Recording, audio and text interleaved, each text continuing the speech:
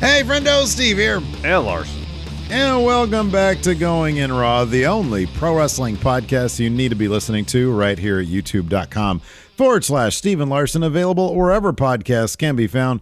And, of course, taped live at the Twitch at twitch.tv/Steve and Larson. We're doing this on a Tuesday night, because it's 2/22. Actually, we're doing it because it accommodates your schedule a little bit more, and I get to watch The Wire all day tomorrow, so it helps me as well. Yeah. So that's exciting.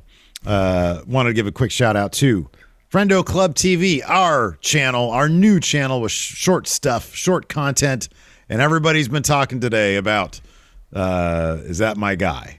Our latest video over there at Friendo Club TV. Yes. It's a super cut of our reaction to the Rey to Reyes match. Has to be seen to be believed. I'm still recovering from that. I think I almost had whatever ailment you can have from laughing too damn much. What's going on? What's going on? Is there a fly? A bug of some sort? No, there's just some sound. Earthquake? There's like a sound over here. It's not the Havana thing, is the Havana syndrome? I get blasted with microwaves. Microwaves? I hope not. Oh, I watched that on 60 Minutes, man. That is scary stuff. Yeah, I know. I need to check that thing out. I don't know. It's been raining here, so I don't know if it's just rain hitting. Rain and microwave radiation. I hope not. I hope it's not raining down on me. Gonna have the vertigo. Ooh. Anyways, there you go. Oops, I'm sorry. He says, laughed so hard he almost pooped his pants. That's truthful. Speaking of the man who has made me laugh quite a bit with talking about people pooping their pants, Pat McAfee. Oh, Abdul, thanks, Oops. Sorry for that one. Everybody's, of course, been talking about Cody Rhodes for the last week plus. Of course, here Going in Raw, it's been the whole thing. I mean, it's been a week straight of Cody on the thumbnail. Lots of views, man. Lots of views. He's like a Page back in 2016. CM Punk in 2015? 17 or so. 2015, yeah. Yeah. On the latest episode of the Pat McAfee, Pat joined in. Latest episode of the Pat McAfee. What did I say? You just said the latest episode of the Pat McAfee. You forgot the show. Oh, show? On the latest episode of the Pat McAfee show, Pat McAfee himself joined in, and he said this. These transcripts come to you from Wrestle Talk. He says, I guess Cody Rhodes is coming to WWE. Who cares, dude? Him and his little friend started something. It was terrible. We actually went head-to-head with them on Wednesdays. We beat them a couple of different times. Who cares? To hell with Cody Rhodes. And then he started laughing, and his friend started laughing. He says, now people are going to think I'm starting an angle with Cody Rhodes. He says, I'm actually pretty pumped if Cody's coming back. Obviously a massive name in sports entertainment. If he's coming to SmackDown, I'm excited about it. He said, put him back as Stardust. Seeing what he did at AEW and seeing what he was doing in WWE, I could see why he maybe wanted to leave. But if he's back, he's back. I'm excited about it. Oh, I love Pat McAfee. Yeah, I know. I love him. He's great. It's refreshing to hear, whether it's on his show or especially on commentary, someone who's not micromanaged, sometimes simply by the syllable by Vince. He could say what he wants on commentary because, what is Vince going to do? I know. McAfee just signed, a $50 million deal for his show? Yeah, I know. He doesn't need to do commentary. He does it because he wants it. And if he doesn't want to do it anymore, doesn't do it. Then have to do it. It gives him leverage. He can just do what he wants. And it's great. I know. It is. It's absolutely awesome. He's great. Can't wait. He confirmed he's going to be back this Friday for SmackDown. Welcome return for Pat McAfee. Yes. Yeah. And this is. I hope this doesn't blow up like people take little bits of the quote and try to make a thing out of it. Even he says here, people are going to think I'm trying to push an angle with Cody. This is just him having fun on his show. I saw a little bit of that, but I saw a couple other wrestling sites doing the other thing. Pat McAfee happy to have Cody in WWE. So yeah, I don't know. We all got to get our views. We won't be doing that here. I'll put Pat McAfee on the thumbnail. Pat happy for Cody to be back. Nah, man, Pat McAfee shoots on Cody in WWE. Shoots hard. Yeah. Hard. Sad last days of Pat McAfee and Cody Rhodes relationship. Fandom. Yeah. Sad last days of Pat McAfee's Cody Rhodes fandom. Exactly. That's too long of a title. Anyways, let's talk about, before we get to the NXT recap, we got a little bit of NXT news here. So far this year, we've seen Raw superstars AJ Styles, Dolph Ziggler, and after tonight now, the return of former NXT champion Bob Roode to NXT. all showed up for feuds in 2.0, and according to Wrestling Observer's Dave Meltzer, we're going to see a lot more crossover between the two brands. Transcripts of this come from WrestlingNews.co. That's what Dave had to say on Wrestling Observer Radio. Quote, the strategy that they've had for whatever it's been, several weeks, when they revamped everything, was they wanted more angles on Raw. Grayson Waller, AJ Styles was the first one. They want an angle on Raw at all times on NXT. Wow.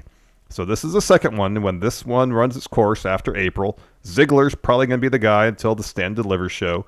Then they'll use another guy. The idea is to always have a main roster guy, preferably from the Raw side, doing an angle on NXT. You do the angle on both Raw and NXT with the idea of that's one way to build up the NXT rating, which thus far hasn't worked. It's early in the game for that, though. You know, if it's a regular thing, then maybe people will get excited about it. There's still a lot of work to do in NXT in terms of making it, for lack of a better word, as cohesive feeling. Mm-hmm. You know, like there's far too often you can say Raw and SmackDown feel cohesive to the point of being bland. Mm-hmm. You know? Yeah. NXT doesn't necessarily suffer from blandness. It just kind of feels like it's way all over the place. So I don't know. That might be a turnoff for some viewers, but at the same time, you know, the prospect of main roster stars that you really like show up in NXT. Yeah, maybe if you don't watch NXT, maybe you'll see what Kevin Owens is going to do down there. Yeah, I don't know. Look, the idea that it's going to help ratings, I think, is silly. I don't think that's going to happen. I think it helped. Oh, sorry. Go ahead. I was going to say one thing. It probably more than anything is going to help is with NXT talents getting a bit used to the bright lights of main roster before they actually get the call up, like Grayson Waller was on Raw. And he seemed like he fit right in. You know, he wasn't overwhelmed by that spotlight. And to get some of the you know, like Ciampa's got a wealth of experience. He's been on Raw before. But to have some of the talent that's not as familiar with main roster get opportunities up there to get used to that atmosphere, both behind the camera and in front of it, I think is great for them. It accomplishes seemingly what they wanted to do with the revamp, and that's give Vince a better idea as to what he's dealing with people who are going to be called up, with, you know, the future of the company. So it definitely helps with that. It helps when you have veteran talent going to Orlando because they can impart, you know, their wisdom, their experience onto the developmental talent. So it accomplishes a couple things. NXT is always going to have the ratings that it has because it feels small. I mean, the show is all over the place, but even if they had, in my personal opinion, I think it's kind of the thing that hampered NXT is when you have it in front of 100 people, it feels small. And they had all that top level talent that basically is half of AEW now on television anyways. And you look at what they do with AEW, where they run large venues. Well, it feels big. It looks big. And I don't know, maybe if they had tried that at NXT, it just would have looked like another main roster show, and it still would have come off as the third brand. I don't know, but I don't think that it's the talent that goes there that's going to pop the ratings, or being more enmeshed with Raw, which the ratings are already not great over there. But I think there are a lot of positives. There's a lot of positives there. I don't think of any. I can't think of any negatives. There's still a lot of really good talent in NXT. Just because Cole left and Kyle O'Reilly left doesn't mean that, you know, all the talent is gone. They still have terrific veteran talent from like that start out on the indie ranks that have been wrestling for 10 years. There's plenty of that, and they just mix it in with people who have been wrestling since like a year ago in February when Braun Breaker got signed.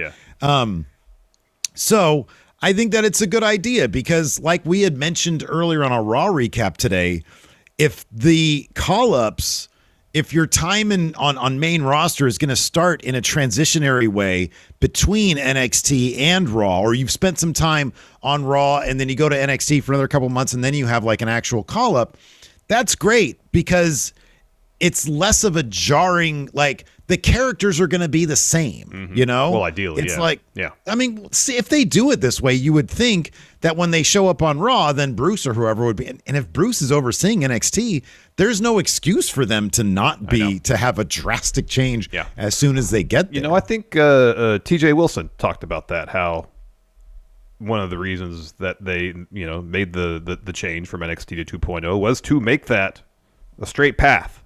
Yeah. You know, that they being Bruce and Vince or whoever in creative can craft these characters how they want to, and then see that character on through to the main roster. Yeah. So exactly. Yeah. Ideally, that'd be the sort case, of and hopefully that happens. Because as you said, if that's not going to be the case, then what's the point of doing this transformation? Yeah, exactly. Yeah. All right, let's take a quick break here to get a word in from our sponsor, BetterHelp. So, Larson. Yes, Steve. I'm sure you know that relationships take work. A lot of us will drop everything and go out of our way to help someone we care about. But how often do we give ourselves that same treatment? BetterHelp is here to remind us that you got to take care of the most important relationship in your life, the one you have with yourself.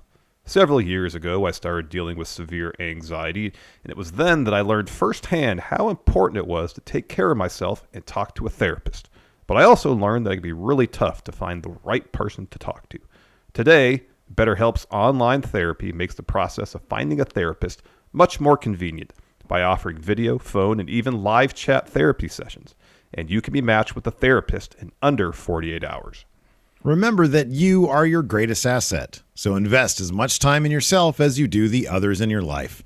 Check out our sponsor, BetterHelp, and right now, Going In Raw listeners can get 10% off their first month at betterhelp.com/raw. That's BetterHelp.com/raw. Speaking of NXT, let's talk about tonight's NXT 2.0. Sure. Of course, we're headed to, not only are we in WrestleMania season, Mania season, we're in Stand and Deliver. We're on the road to Stand and Deliver now, which apparently is going to be in Dallas. Yeah. In front of, in a large venue. That's why I always thought the takeovers always look so great, because they look like big shows. Not the big show, large shows. Well, yeah, they did. And so it's going to be fun to see Stand and Deliver, a big time thing with the NXT. But I'm still, one of my main problems, it's such a silly thing, but to me it kind of matters. The branding of the show is god awful. It's so ugly. It is. But you know, that's one of those things we're just going to kind of have to roll with till they decide to change things up, because they will at some juncture. I remember, like, the last 4 years of NXT 1.0, they revamped the graphics 3 times, it felt like, and changed the theme probably more times than that. Yeah, but that was, come on, it was always they were minor. It was like when they changed the Raw logo. It was an evolution. Oh, I don't know. That last logo was pretty metal. It had like the eagle wings and the skull and stuff on it. It was the exact same logo. Well, the actual letters were the same stuff on it, but the accoutrements were all different, Steve. It was the most Triple H. It was. Like, That's when he got it right to here. like peak heavy metal NXT. Look, check it out, Road Dogg. I went on Fiverr and I had somebody make this really metal wings and the skull right here. You can't get enough skulls, Road Dogg. It's metal. Oh, you didn't know? It's metal. It's metal. Anyways, yeah, I mean, it's cool. They're getting the show back out on the road. You know, it'd be interesting to see how well it sells. I think it's like Saturday morning, day one of Mania. Mm-hmm. Hugh Longheavy just says, "Heavy metal, you say?" Oh man, is this my guy? Don't even start on that. So it'll be interesting to see, you know, how it fares both in the ring in terms of the reception of it, considering that it's kind of like their first. I know it's not the first takeover, quote unquote, show they've had, but it's the first one they've had on the road.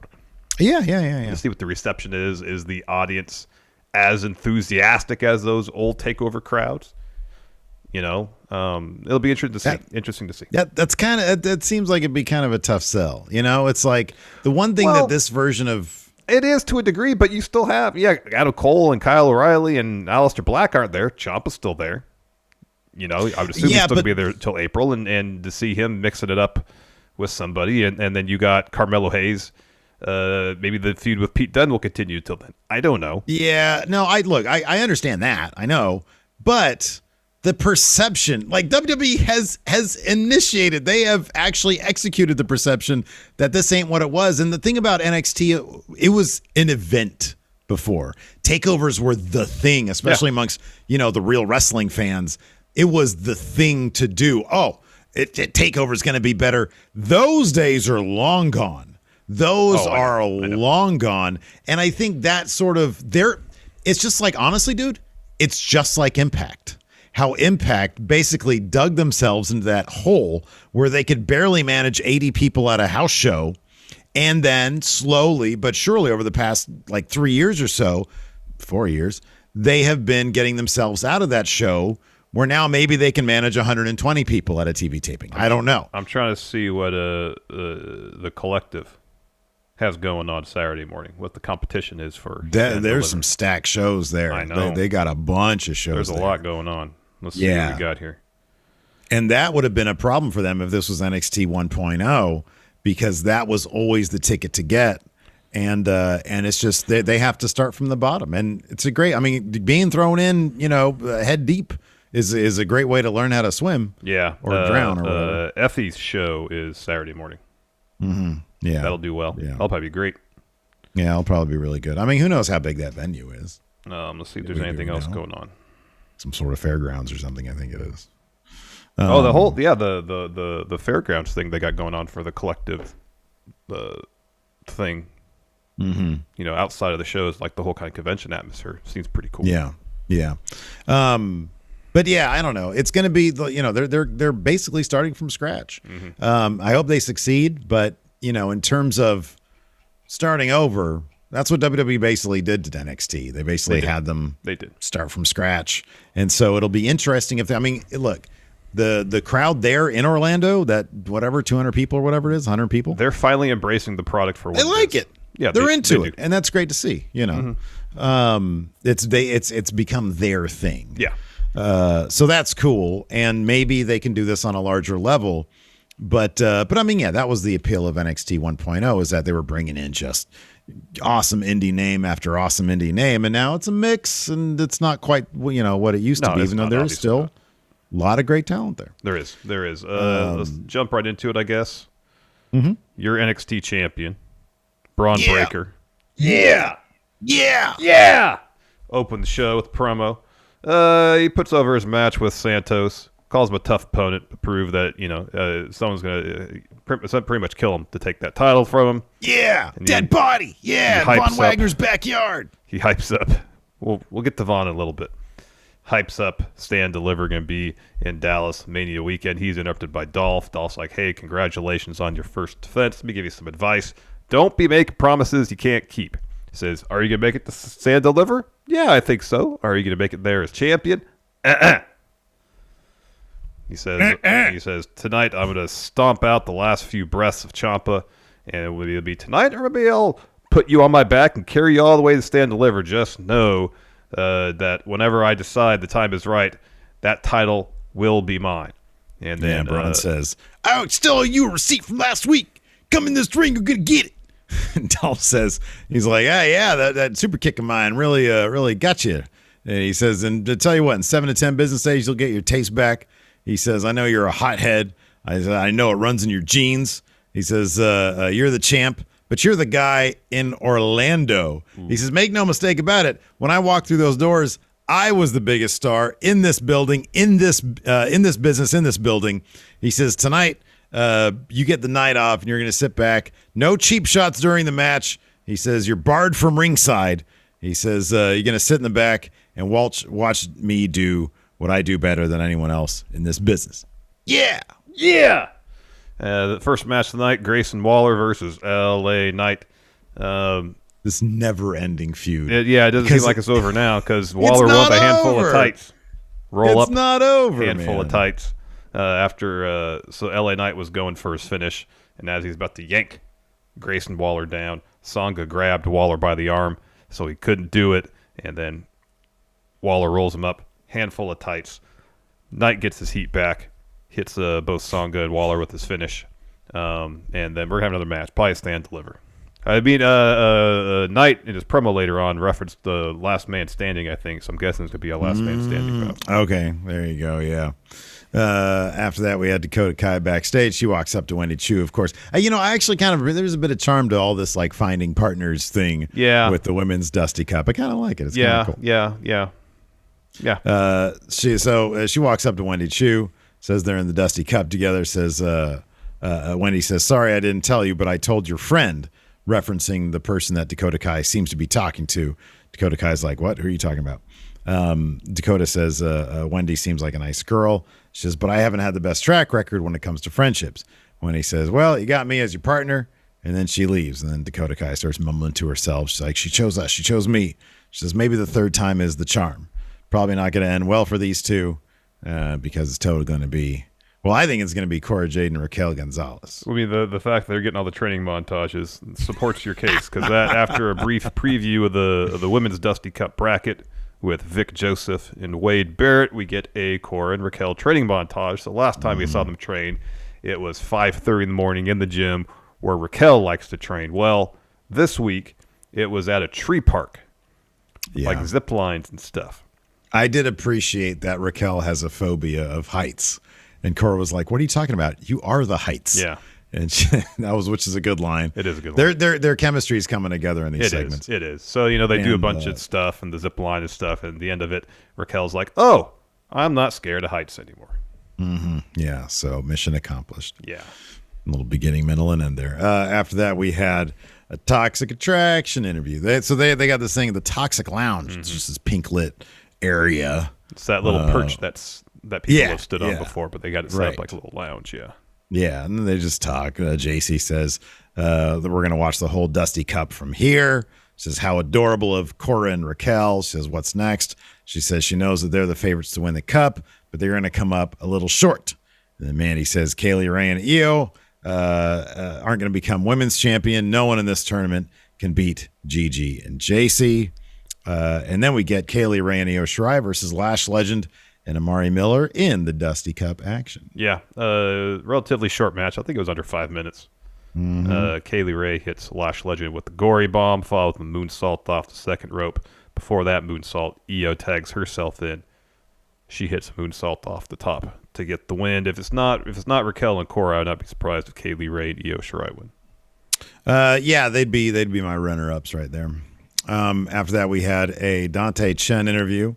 He's still going after Duke Hudson. He's like, Duke thinks he's a big shot trying to end my career before it got off the ground. Says he talked a big game 2 weeks ago, but he's here now. He said, I'm here now. Last week might have been Vengeance Day, but tonight I'm going to get my vengeance. It's going to be hard for Duke to sweep Persia off her feet when he doesn't have any legs to stand on. Spoiler alert, Duke was just fine sweeping Persia off her feet because he beat Dante Chen. He beat Dante Chen. Yeah, he did beat Dante. Yeah. Before we get to that, though, we get Briggs and Jensen backstage. I love this. You love this. So Briggs is setting up a camera, and he's like, Jensen, you're in the zone. We got to get you back on the horse. We're going to shoot a video for you to put on a dating app. Yeah. Now I have not used, any dating app because Same. our relationship with our wives predates dating apps. There were dating sites, but not dating apps. Yeah. And so all I know about videos, because like at the end of this, the punchline that Fallon comes in and she's like, well, all you need to do is upload a picture. You don't need a video. And it turns out Briggs just wanted some entertainment on, filmed because he loves this stuff. He's like me. Expense, yes. Exactly. Fuck. I was gonna make a point here. I forgot what it was. Oh, I was gonna reference the last time I heard about doing videos for these dating apps is back when they used to have it like in the 80s. You can on YouTube you can find all those great like dating service videos of like all these dudes from the 80s. Yeah. It's a hilarious where you actually watch. go to a place like a matchmaker essentially. Well, there was also like on Xfinity on Comcast, like probably 10 years ago. There was like a hidden section of like local stuff. Interesting. And one of them was like you could submit dating videos. Like you could submit these videos like they were doing on NXT tonight. So me and Lacey used to sit back and make fun of people who were just looking for companionship. They were just looking for love. But we'd sit there and we'd laugh at them. I know, right? Rude. They were pretty funny. They were pretty funny though. Yeah. So the first take, Jensen says, "Hi, my name is Briggs." And Briggs like, "What?" I was cracking That's up. my name. Jensen is such an anxious, nervous guy. He pulls it off really well.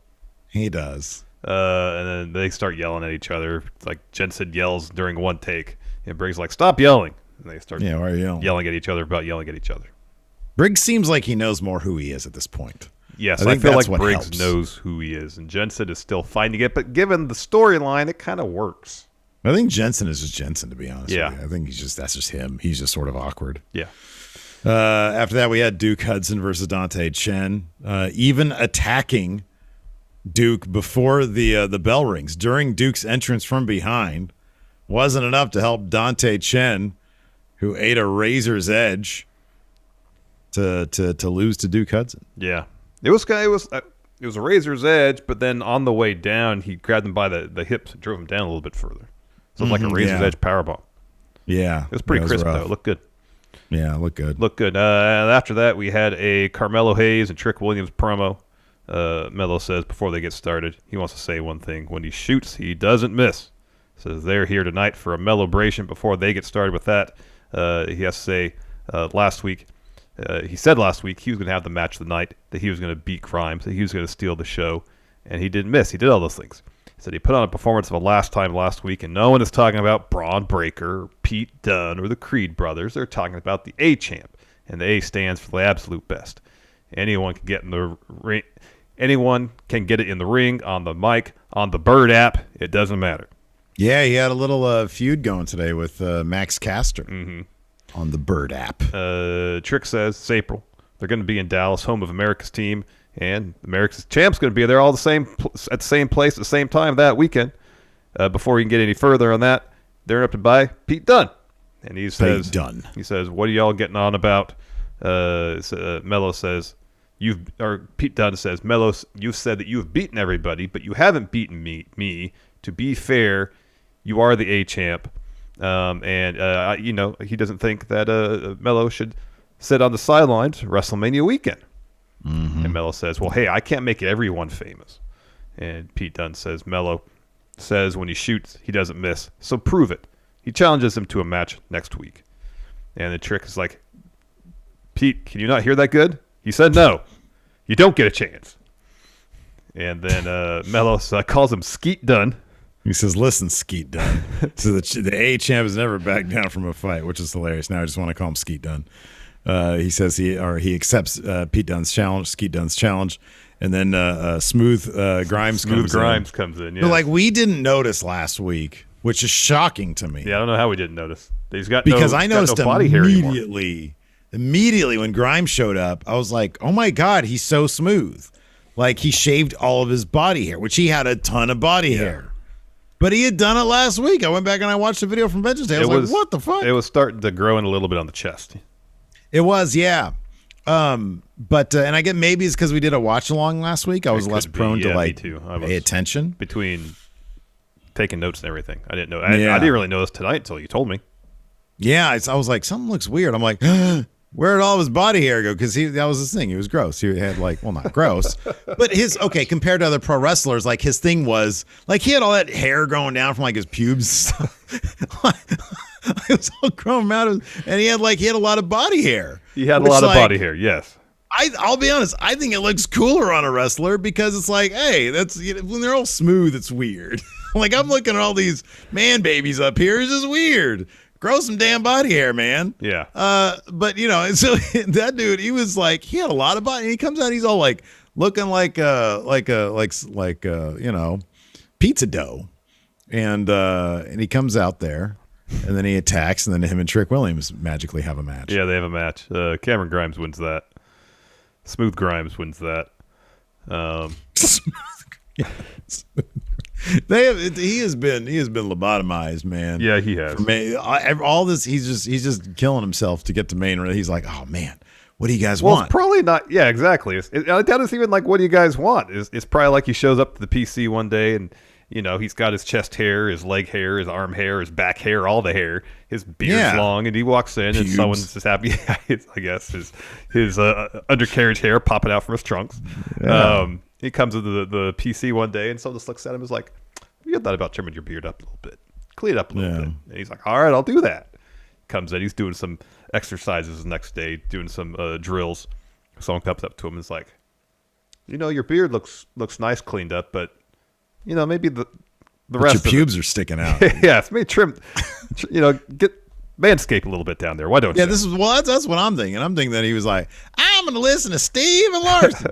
Let's hear about what they're saying in the world of wrestling news. And then he's like, and then he hears us with our silly Manscaped ad reads. Oh, I need a shave down there. Yeah. And then he just starts down there, but then he just keeps on going up and up and up. And then before you know it, I'm smooth as a baby.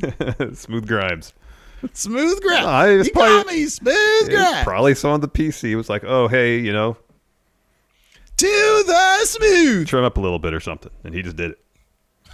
He didn't have the leverage to say no. I want to keep all my body hair. Yeah, maybe when Vince showed up, he was like, look at you. You look like an ape. Look at your pubis. It's everywhere. You can't go on cable TV looking like that. Oh, my gosh. To the pubes. Oh, my goodness. Anyways, he gets the win over Trick Williams with the cave-in. Maybe next week he'll have more hair.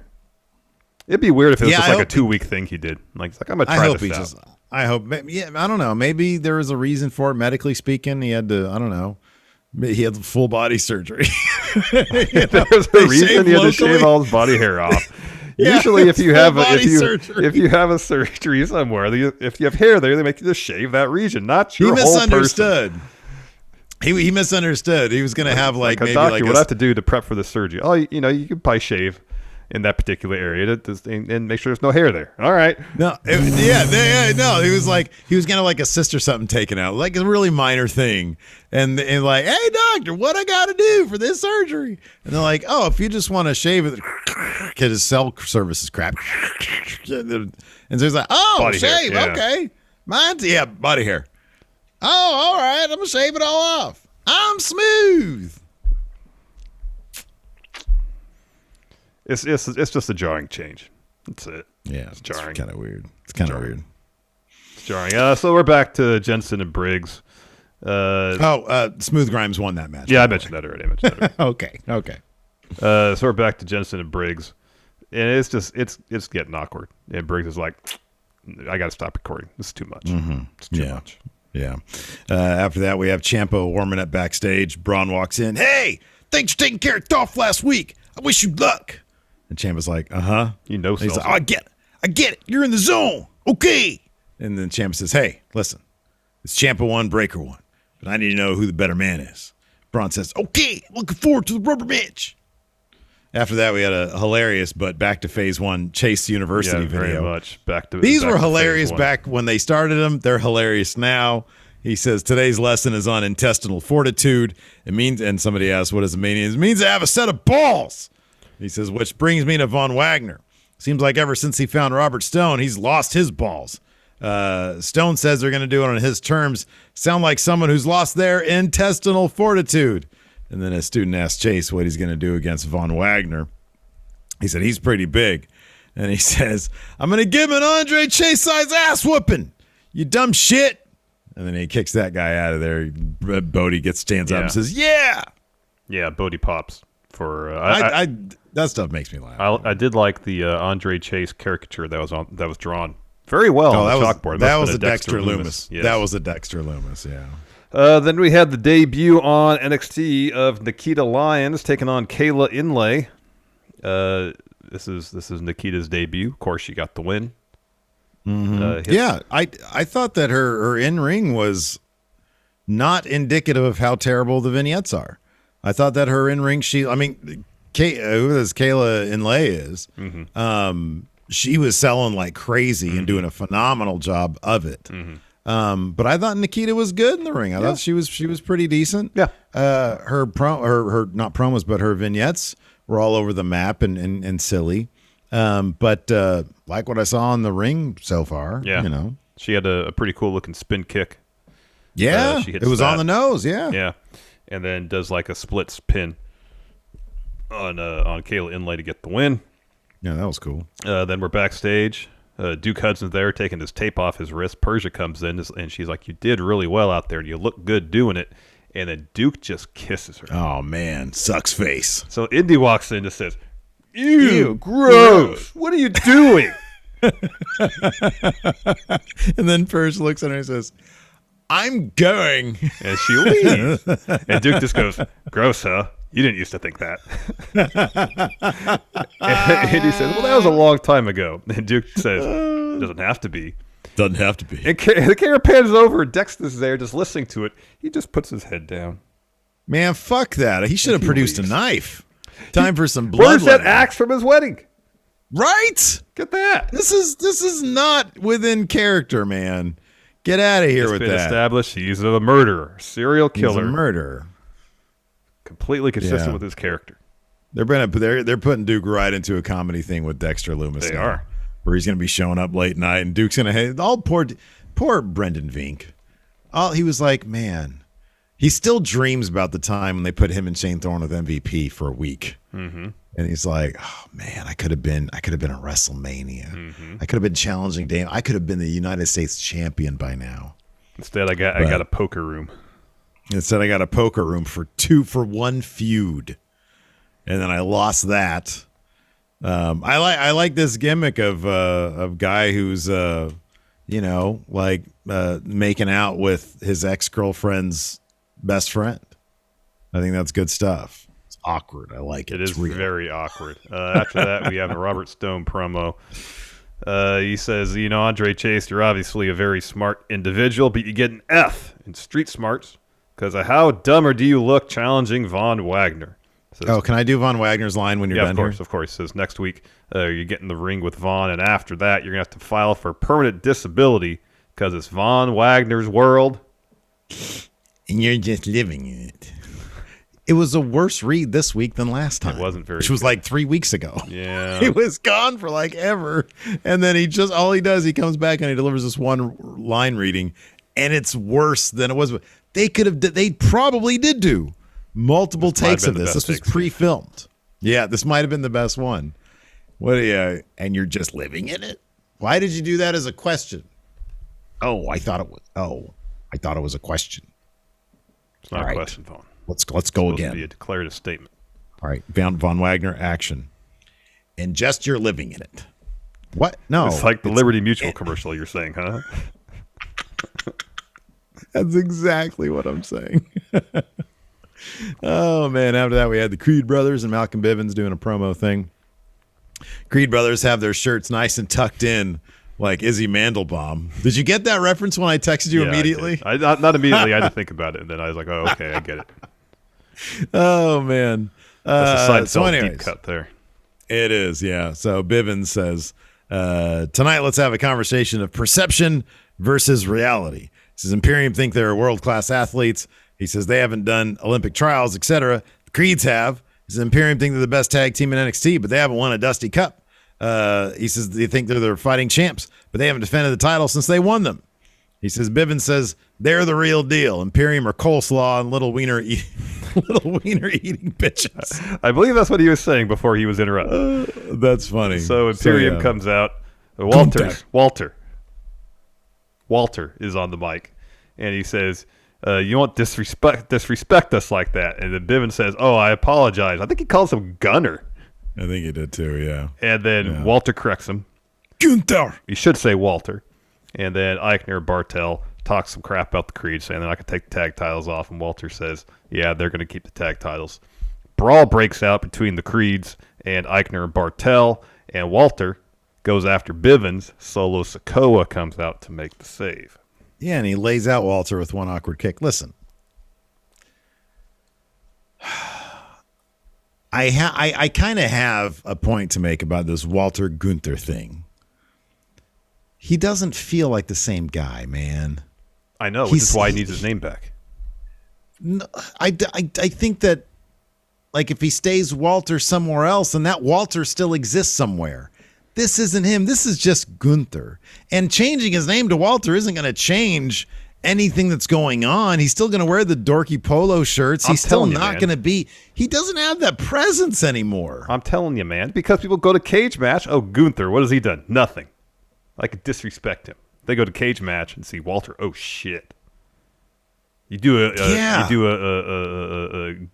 YouTube search for Gunther. You don't get anything much. You don't get much really. You look for Walter. You see him destroying people. Well, it's probably the same profile because they just changed. They're able to Come on, go along with me here. Come on. If you go, no, look, I want to go along with you. See, Jorge here is right. Says to be fair, Walter always wore those polos. He did. He wore those in UK as well. he's not presented as intimidating a way. Nobody would be shooting off the mouth at Walter in the UK or in WXW.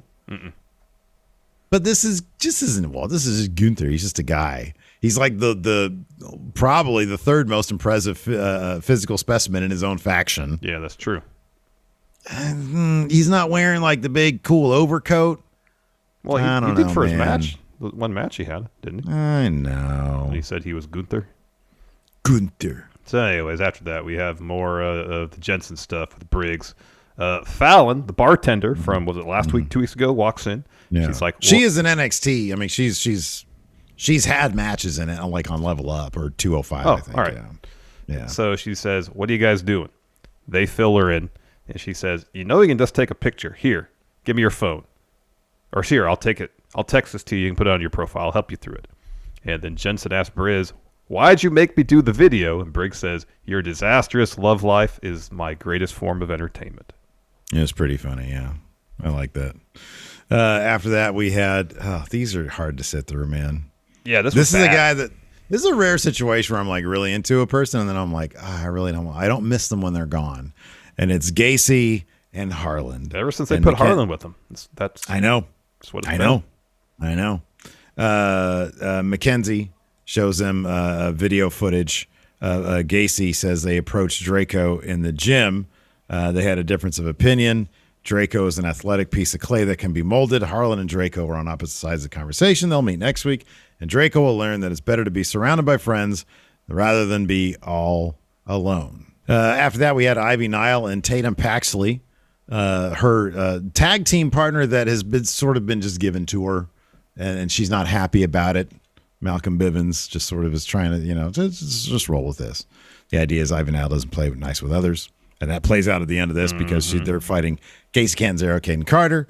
Of course, Casey and Caden get the win. Afterwards, Ivy Nile puts Paxley in a dragon sleeper and then pulls her out of the ring. And Strong's like, "Hey, don't. It's not on you. Don't. It's not on her. Rather, don't do that." And Ivy. Well, no, he was saying to Ivy, "It's not on you that you lost the match." Right, He's trying to calm her down. Yeah. I don't know. He was kind of mumbly right there. He was very mumbly. He was very mumbly. So he said it wasn't somebody's fault. Yeah. After that, we had a Solo Sikoa interview. He's got a match next week against Walter. Gunther. And he says, "I came here to pick a fight with the biggest and baddest dude." And next week, Walter's going to find out what the street champ of the island is all about. Bivens comes in. He thanks Solo for what he did out there in the ring. He says, "Although I had Walter right where I wanted him," he says, "good luck next week. You got the juice now, Oos." That was awesome. And Solo says, "I didn't do that for you, Bivens," and he leaves. I really hope he becomes Roderick Strong's replacement in Diamond Mine if Roderick Strong moves on to the show main event. Because I think that'd be an awesome pair right there. Yeah, Solo Sikoa and Malcolm Bivens. I think it'd be great. That'd be really good stuff. I think it'd be great. We get a brief LA Knight promo where he gives Waller credit. Yeah, for the win. Yeah. Everybody knows how you did it. Yeah, but who was left standing? Yeah. Who got their heat back? LA Knight. That means crowd reaction. After that, we had the main event. Yeah, Dolph that's really Ziggler good. And Tommaso Ciampa. Yeah, this is the kind of shit that that you could really benefit from, having one of your best workers on main roster come down to NXT, work one of your best workers there in NXT. It was great. On Raw, it was great. NXT, and it went as we predicted. Bob Roode arrived in NXT or came back to NXT to cost Ciampa this match.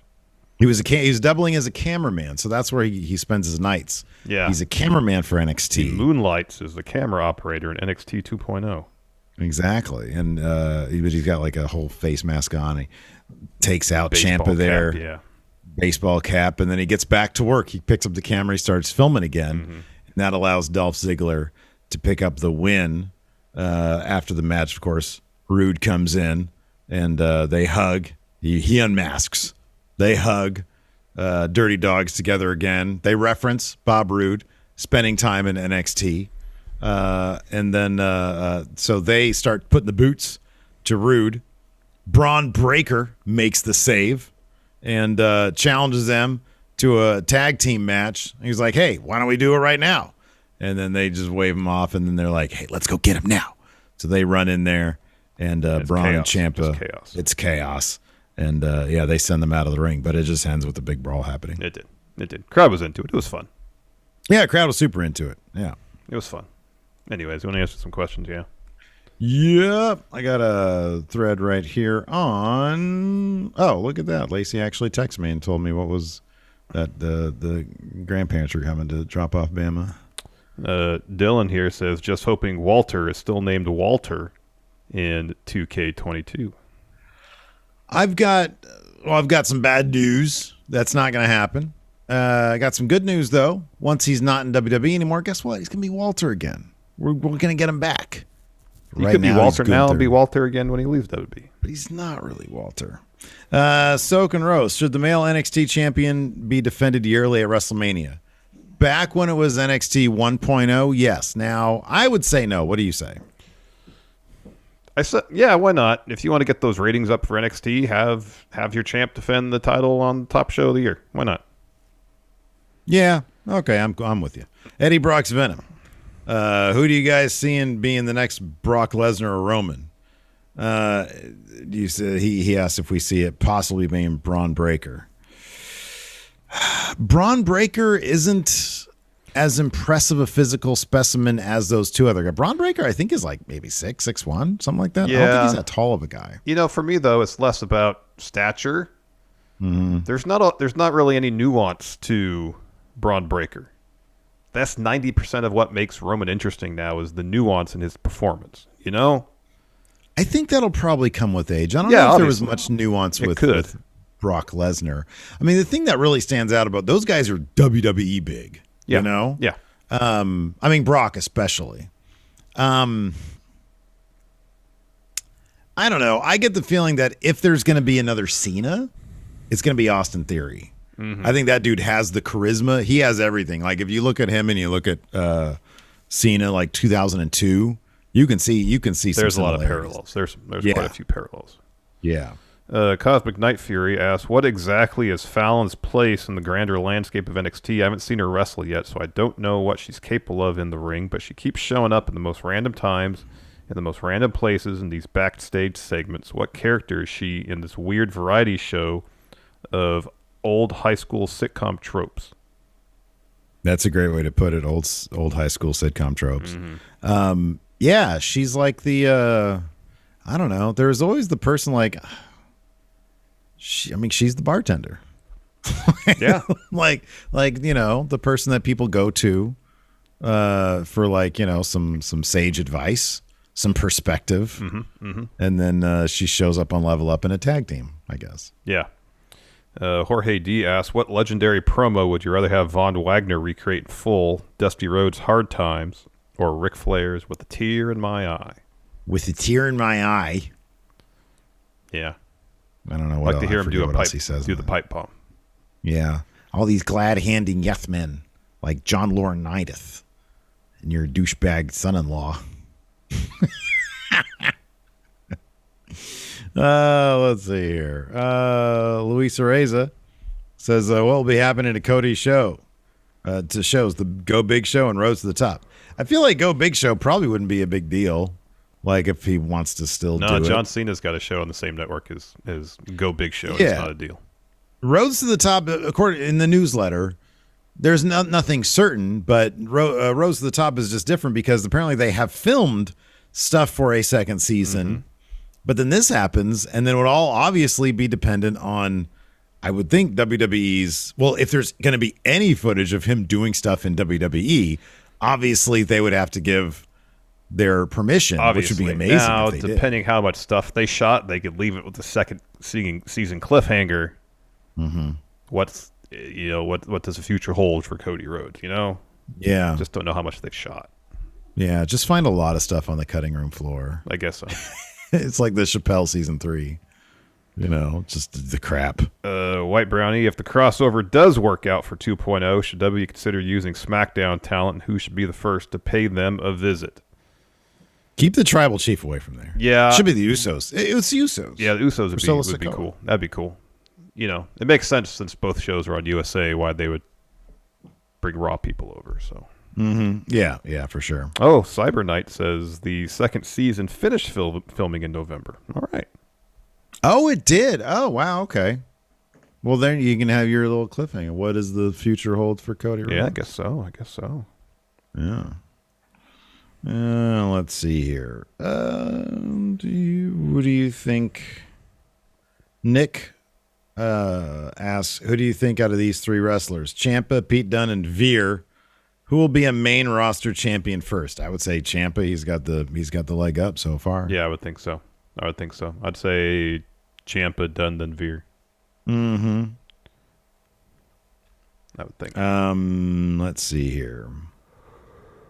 David Matushek, since Robert Roode made a cameo on NXT 2.0, what other NXT champion should make an appearance to give some credibility to the multiple colored brand? I think Sami Zayn would be fun in NXT 2.0. That would actually be a lot of have fun. him pop in for a little bit. Say Asuka when she comes back. White Brownie says Gunther is still Walter in 2K22. All right. That's gotta.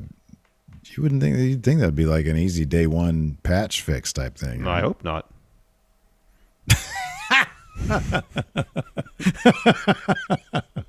And on that one, we'll leave it.